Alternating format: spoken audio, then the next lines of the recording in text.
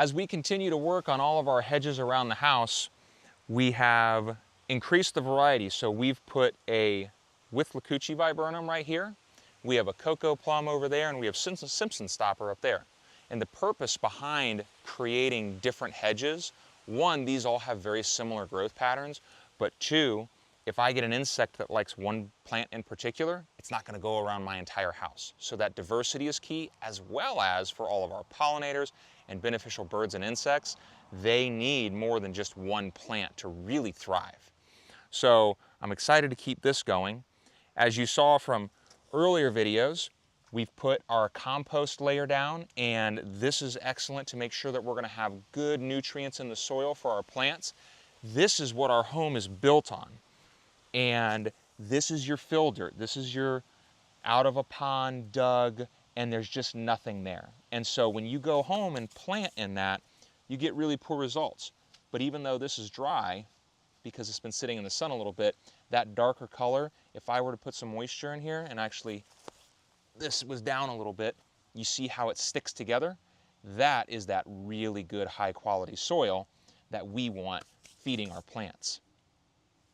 As we look at using Florida-friendly plants, and in this case specifically natives, they're going to require less water.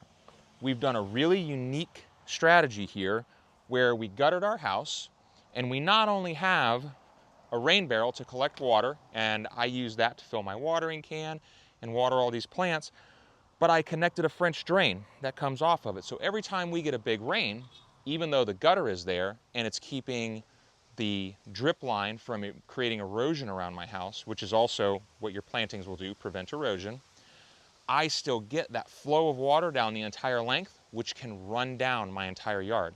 So I'm getting really good, even water distribution when there is rain, and when we don't have rain, I've collected water to come in and hand water.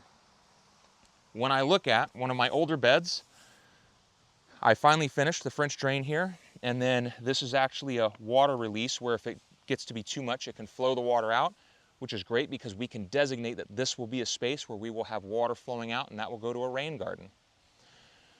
The mulch that we put down here has done a good job suppressing weeds, and the compost we put down is encouraging good, healthy growth on these plants. These plants don't have any irrigation whatsoever, and they have gone through a drought and a freeze, and they're still going strong with no maintenance from me. As we get into spring and rainy season, they're going to throw a new flush, and you'll never see any of this damage that they incurred previously.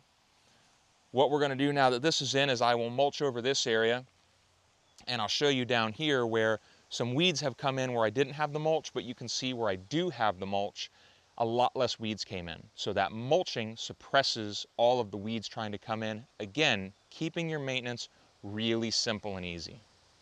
This is a great way to make sure that you're creating some curb appeal, some greenery for your house, you're preventing erosion, you're being very thoughtful about what your water needs are, and in our case, practically no water needs because we're pulling from a rain barrel, as well as increasing that curb appeal, moving up your home's value.